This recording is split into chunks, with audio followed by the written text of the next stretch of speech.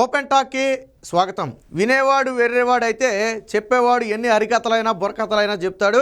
పాపం ఇక్కడ జగన్మోహన్ రెడ్డి ప్రజలను గొర్రెలుగా చేసి వాళ్ళు ఏం చెప్పినా నేను నమ్ముతారు అనే భ్రమలో ఉండి ఈరోజు మరొక వ్యాఖ్య అయితే చేయడం జరిగింది. ఆ వ్యాఖ్య ఇప్పుడు జగన్మోహన్ రెడ్డిని అత్యంత తీవ్రంగా డ్యామేజ్ చేయబోతుంది. ఇప్పటి వరకు ప్రజలు చూసి చూడనట్టు వదిలేసినా ఈరోజు జగన్మోహన్ రెడ్డి మాట్లాడిన మాటలు చూసిన తర్వాత చిచి రాజకీయాల్లో ఇంత దిగజారిపోయే బ్రతకాలా, ఇలాంటి మనుషులు కూడా ఉంటారా అని ప్రజలు అసహించుకునే పరిస్థితి వచ్చింది.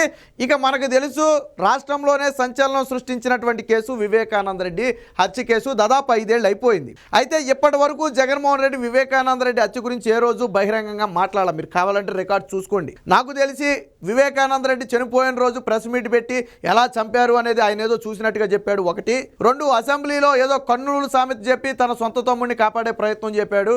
ఒక్కరిని ఇంకొక కన్నుని పొడుచుకుంటుందని చెప్పి అది 2.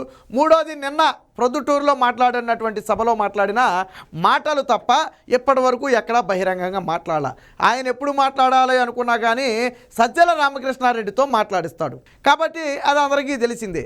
మరి నిన్న ప్రొద్దుటూరులో జరిగినటువంటి సభలో జగన్మోహన్ రెడ్డి ఎందుకు వివేకానంద రెడ్డి హత్య గురించి మాట్లాడాడు, ఏం మాట్లాడాడు అనేది ఒకసారి మనం పరిశీలిస్తే నిన్న ఏం మాట్లాడాడంటే వివేకానంద రెడ్డిని చంపింది ఎవరో దేవుడికి తెలుసంట, వివేకానంద రెడ్డికి తెలుసంట, జిల్లా ప్రజలకు తెలుసంట. అంటే నీకు తెలీదా?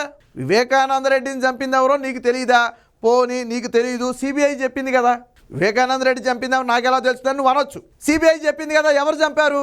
అవినాష్ రెడ్డి చంపాడు, ఆయన తండ్రి చంపాడు, భాస్కర్ రెడ్డి చంపాడు కదా. అవినాష్ రెడ్డి తండ్రి భాస్కర్ రెడ్డి, అలాగే శివశంకర్ రెడ్డి, ఇలా కొంతమంది ఉన్నారు. దస్తగిరి కూడా ఉన్నాడు అందులో, కాదని అంట్లా. వీళ్ళందరూ చంపారని చెప్పి సిబిఐ చెప్పింది కదా.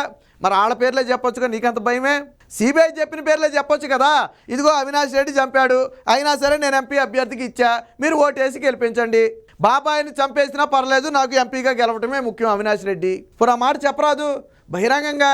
ఎవరు అవినాష్ రెడ్డి చంపాడని చెప్పి ప్రపంచం మొత్తానికి తెలిసింది, నీకు తెలియదా? సిబిఐ చెప్పిన తర్వాత కూడా తెలియదా? సిబిఐ అరెస్ట్ చేసి వదిలేసింది ముందస్తు బెయిల్ మీద కదా ఉన్నాడు. ఆయన తండ్రి భాస్కర్ రెడ్డి జైల్లోనే ఉన్నాడు కదా, శివశంకర్ రెడ్డి జైల్లోనే ఉన్నాడు కదా. ప్రత్యక్ష సాక్షి అయినటువంటి దస్తగిరి అప్రూవర్గా మారి జరిగింది మొత్తం చెప్పాడు కదా. అందులో నీ పేరు, నీ భార్య పేరు కూడా చెప్పాడు కదా. మీరే భయభ్రాంతులకు గురి చేస్తున్నారు, ఆ రోజు హత్య వెనక తెర వెనక పాత్ర ఉందని చెప్పాడు కదా. మరి ఇన్ని చెప్పిన తర్వాత ఇంకా నీకు తెలియకపోవటం ఏంటి?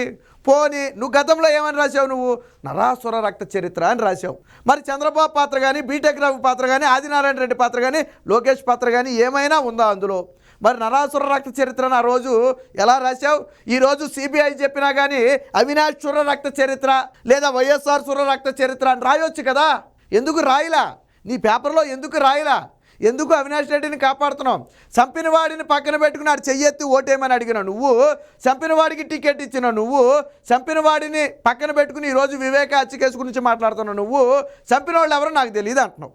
పోనీ నువ్వు అడగాల్సింది వివేకానంద రెడ్డి చంపింది ఎవరమ్మా అని అడగాల్సింది. వెంటనే అవినాష్ రెడ్డి వైపు వేలెత్తి చూపించేవాళ్ళు. పోనీ నీకు తెలియకపోతే తెలిసేది. నువ్వు మాట్లాడిన బహిరంగ సభలో ఒక ప్రశ్న అడిగితే ఎవరమ్మా అవినాష్ రెడ్డిని చంపింది ఎవరు అని మీరు అడిగితే, చూడు నీ పక్కనే ఉన్నాడు కదా, నువ్వు ఆడికే కదా ఓటేమని అడుగుతున్నావు, ఆడే కదా చంపింది అని ప్రజలు చెప్పేవాళ్ళు కదా. నువ్వు అన్నావు కదా జిల్లా ప్రజలకు తెలుసని, మరి అడిగితే పోయేది కదా, జిల్లా ప్రజలు చెప్పేవాళ్ళు కదా. ఎందుకు అడగలా జిల్లా ప్రజల్ని?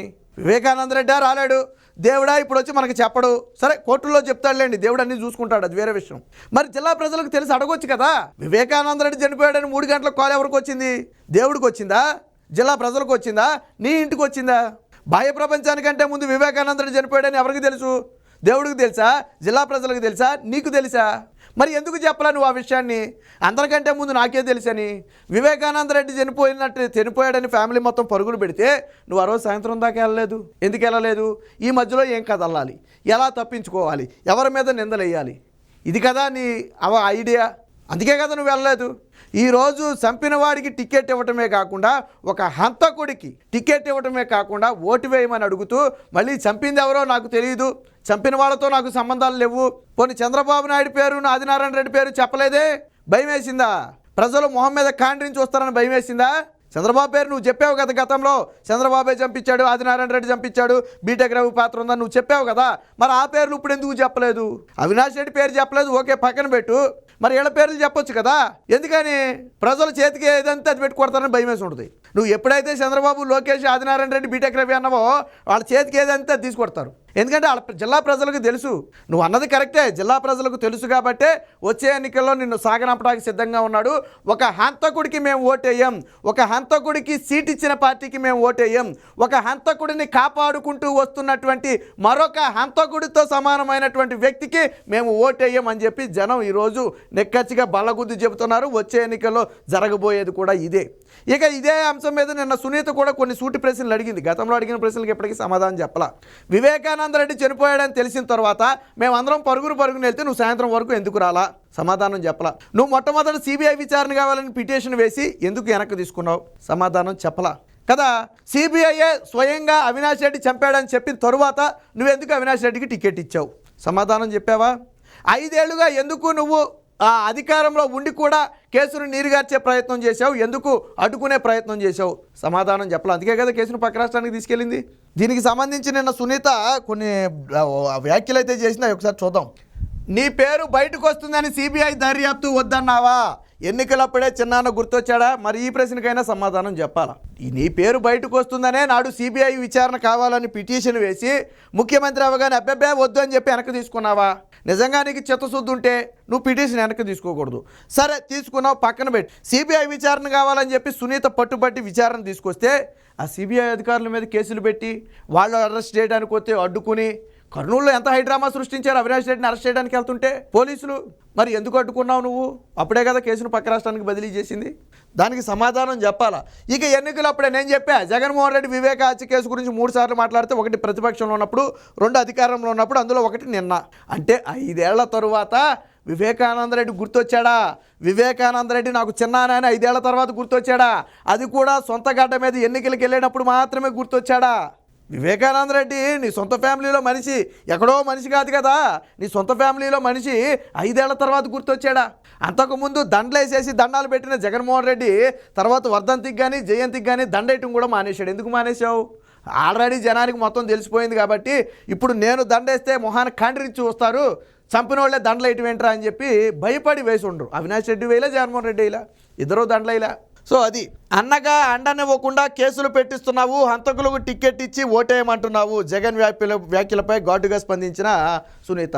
సో జగన్మోహన్ రెడ్డి స్వయంగా హంతకుడినే పక్కన పెట్టుకుని హంతకుడికే టికెట్ ఇచ్చి చంపిన వాళ్ళు ఎవరో మాకు తెలియదు కానీ ఓటేయండి అవినాష్ రెడ్డికి, చంపిన వాళ్ళు ఎవరో తెలియదు కానీ అవినాష్ రెడ్డికి ఓటేయండి అంట. నీకు తెలియకపోయినా సిబిఐ చెప్పింది కదా చంపిన వాళ్ళు ఎవరు అనేది, దానికి సమాధానం చెప్పాలిగా. సో మాజీ ముఖ్యమంత్రి వివేకానంద రెడ్డి హత్య కేసులో సిబిఐ విచారణ కోరుతూ దాఖలు చేసిన పిటిషన్ను ఎందుకు ఉపసంహరించుకున్నావు? నీ పేరు బయటకు వస్తుందని భయపడ్డావా అని సునీతారెడ్డి నిలదీసింది. నాన్న తర్వాత అంతటి వారైన చిన్నాన్న వివేకానంద రెడ్డి 5 ఏళ్ల తర్వాత ఎన్నికలప్పుడే గుర్తొచ్చారా? వివేకం చిన్నాన్న అంటున్నావు, అసలు బంధుత్వం అంటే ఏంటో నీకు అర్థం తెలుసా? మీ మామను ముద్దుగా మామ అని పిలుస్తావుగా, మరి నాన్న తర్వాత నాన్న లాంటి చిన్నాన్న చనిపోతే కుట్రలను తేల్చాల్సిన నువ్వు నాపై కేసులు పెట్టించడం ఎంతవరకు న్యాయం? వాస్తవానికి పాపం సునీత అన్నా మరి చనిపోయారు కదా, మరి నాన్న చనిపోయారు, ఆ నిందితులను వదిలిపెట్టకూడదు, ఇంత దారుణంగా చంపేశారు, మరి వాళ్ళ మీద చర్యలు తీసుకుందామంటే అబ్బాయి వద్దు చూద్దాం చేద్దామని చెప్పి తప్పించుకు తిరిగాడు వాడట జగన్మోహన్ రెడ్డి. సరే వీళ్ళకేమో అప్పటికి అనుమానం రాలా, కానీ ఎప్పుడైతే బలంగా సిబిఐ విచారణ తీసుకొద్దాం, ఇది ఇలా తేల్తలేదు, రాష్ట్ర పోలీసులు వాళ్ళకి కావట్లేదని చెప్పి సునీత బలంగా కూర్చుని పట్టుబట్టిందో అప్పుడు ఓపెన్ అయిపోయాడు జగన్మోహన్ రెడ్డి. సిబిఐ విచారణ ఎందుకు? నువ్వు సిబిఐ విచారణ తెస్తే అవినాష్ రెడ్డి పార్టీ బీజేపీలోకి వెళ్ళిపోతాడట. మహా అయితే నా మీద ఇంకొక కేసు అవుద్ది, సిబిఐ కేసు అవుద్ది, 31 కేసులోనే 32వ కేసు అవుద్ది, ఏమవుద్ది నాకు అని చెప్పి అన్నాడంట. ఆవిడ సిబిఐ కేసు అడగటానికి, అవినాష్ రెడ్డి పారిపోవడానికి, బీజేపీలోకి నీ మీద కేసు పెరగడానికి ఏమైనా సంబంధం ఉందా? అంటే లింకులు మీకు ఉన్నాయని చెప్పావు అప్పుడే ఇండైరెక్ట్గా. అప్పుడు వెలిగింది సునీతకు బుర్ర. అలాగే ఏమో నువ్వును మీరు భర్త కలిసి ఏమన్నా చేశారేమో మాకేం తెలుసు అని కూడా అన్నాడంటే జగన్మోహన్ రెడ్డి. అప్పుడు వెలిగింది, ఓహో అసలు హంతకులు ఎక్కడున్నారా, మేము అసలు హంతకుల దగ్గరికి వచ్చి న్యాయం చేయమని అడుగుతున్నామా? ఓ అయితే ఇది కాదు మన దారి, సిబిఐ విచారణ ద్వారానే దీన్ని రాబట్టాలని చెప్పి అప్పుడు కోర్టులకు వెళ్ళి సిబిఐ విచారణ తీసుకొచ్చిన తరువాతే ఈ హంతకుల గుట్టురట్టు బయటకు వచ్చింది. పాపం నమ్మినందుకు, అప్పటి వరకు నమ్మినందుకు ఎప్పుడైతే సిబిఐ విచారణ కావాలందో అప్పుడు జగన్మోహన్ రెడ్డి ఓపెన్ అయిపోయాక, నువ్వు సిబిఐ విచారణ తెస్తే అటు పారిపోతాడు, నాకేం పోలేదు, నాకు అధికారం ఉంది, నేను చూసుకుంటా అన్నప్పుడు వీళ్ళకి విషయం అర్థమైంది. సో ఇదంతా నేను చెప్పలా, సిబిఐ తన రిపోర్ట్లో చెప్పింది, నేను చెప్పింది కాదు, సునీత చెప్పిందే సిబిఐ రిపోర్ట్లో రాసింది. సో ఇది దీనికి సంబంధించిన మరొక వార్త కూడా వచ్చింది, ఒకసారి చూద్దాం. ఓరి దేవుడా, చంపించింది ఎవరో ఎప్పుడో తేల్చేసిన సిబిఐ. జగన్ నోట వివేక హత్యమాట. అవినాష్ రెడ్డి పాత్రపై స్పష్టత. గుండెపోటు కథ అల్లింది ఆయనే, రాజకీయంగా వాడుకుంది జగన్. అయినా కలియుగం కథలు. నిందితుడిని పక్కన పెట్టుకునే కబుర్లతో పాటు ఇదిగో ఇక్కడ ఉన్నాడు చూడండి, ఈ వ్యక్తి కదా అవినాష్ రెడ్డి, ఆయనే కదా చంపింది. ఎవరు చెప్పారు? సిబిఐ తన విచారణలో చెప్పింది కదా. మరి ఈ వ్యక్తికి నువ్వు టికెట్ ఇచ్చి ఎలా ఓటేయమని అడుగుతున్నావా జగన్మోహన్ రెడ్డి? ఒక చంపిన వాడికి టికెట్ ఇచ్చి చంపిన వాడిని పక్కన పెట్టుకుని చంపిన వాడికి ఓటేయమని చెప్పి అదే చంపిన జిల్లాలో నువ్వు అడుగుతున్నావు అంటే మరి ఏమనుకోవాలి నిన్ను? ఒక హంతకుడికి కొమ్ము కాసిన నీకు దాంట్లో పాత్ర లేదా? ఒక హంతకుడికి టికెట్ ఇచ్చిన నీకు అందులో పాత్ర లేదా? ఒక హంతకుడికి ఓటేయమంటున్న నీకు అందులో పాత్ర లేదా? జగన్మోహన్ రెడ్డి సమాధానం చెప్పాలా. సో ఇలాంటి హంతకుడిని పక్కన పెట్టుకుని ఈరోజు అడుగుతున్నాడు. వివేకాన్ని ఎవరు చంపారో జగన్కు తెలుసు, చంపించిన వాళ్ళతోనే తిరుగుతున్నారు, నిందితుడిని పక్కన పెట్టుకుని ఓట్లు అడుగుతున్నారు. భాస్కర్ రెడ్డి అవినాష్ రెడ్డిని చంపించారని హంతకుడే చెబుతున్నా నమ్మరా? జగన్ భారతీయులు వారిని రక్షిస్తున్నారు, జగన్మోహన్ రెడ్డితో పాటు ఆయన సత్యమని కూడా రక్షిస్తున్నారని నిన్నైతే చెప్పడం జరిగింది. 5 ఏళ్ల క్రితం వివేక హత్యను రాజకీయంగా వాడుకున్నారు. ఇప్పుడు మళ్ళీ సానుభూతికి ఎన్నికల దగ్గరికి వచ్చాయి కాబట్టి మళ్ళీ సానుభూతికి ప్రయత్నం చేస్తున్నారు. బట్ వివేక కూతురు నేనే చెప్తున్నాను, జగన్మోహన్ రెడ్డికి ఓటేయొద్దు. జగన్మోహన్ రెడ్డికి ఓటేస్తే హంతకుడికి ఓటేసినట్టే, అవినాష్ రెడ్డికి ఓటేస్తే మా నాన్నను చంపిన హంతకుడికి ఓటేసినట్టే. కాబట్టి పార్టీకి ఓటేయొద్దు, అవినాష్ రెడ్డికి ఓటేయొద్దు అని చెప్పి సునీత అయితే నిన్న బలంగా చెప్పడం జరిగింది. ఏది ఏమైనప్పటికీ నిన్న జగన్మోహన్ రెడ్డి వ్యాఖ్యల తర్వాత సొంత జిల్లా ప్రజలే చేదరించుకునే పరిస్థితి. ఎంత నగ్నంగా చంపిన వాడిని పక్కన పెట్టుకుని ఎవరు చంపారో నాకు తెలియదు, చంపిన వాడికే ఓటేయండి అని అడుగుతున్నాడు అంటే ఇలాంటి రాజకీయం అవసరమా అని చెప్పి వాళ్ళే ఆశ్చర్యపోయే పరిస్థితి. ఏది ఏమైనా వచ్చే ఎన్నికల్లో ఓటు ద్వారా జగన్మోహన్ రెడ్డికి బుద్ధి చెప్పడం మాత్రం ఖాయం.